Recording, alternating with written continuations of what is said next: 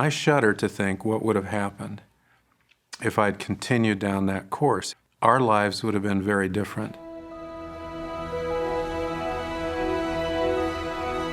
To hear the whispering of anyone, including the Spirit, the closer you are, the better. It's easier to hear.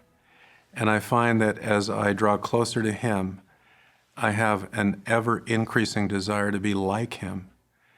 And the more I am trying to become like Him, I think it is easier for Him to communicate with me.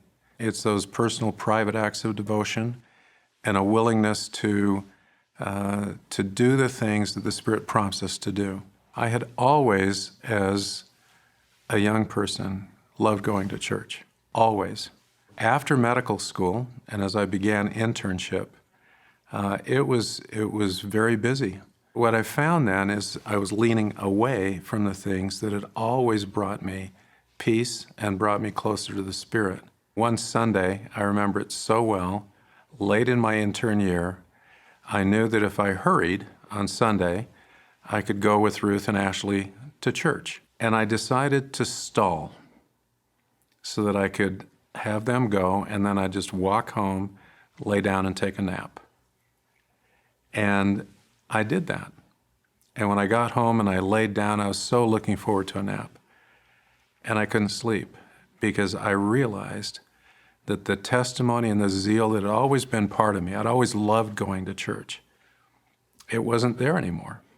That zeal wasn't there. And I remember getting off the couch and kneeling and pleading for forgiveness and pledging the things that I would do. And it's those personal, private acts of devotion, of always praying every day, of always reading in the Scriptures. The next day I took a paperback Book of Mormon to the hospital so I could read in the Scriptures every day, no matter what.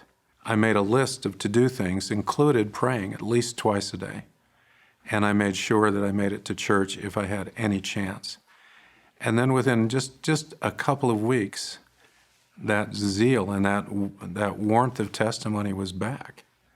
And I shudder to think what would have happened if I'd continued down that course, if I'd fallen asleep and found joy that I'd skipped church.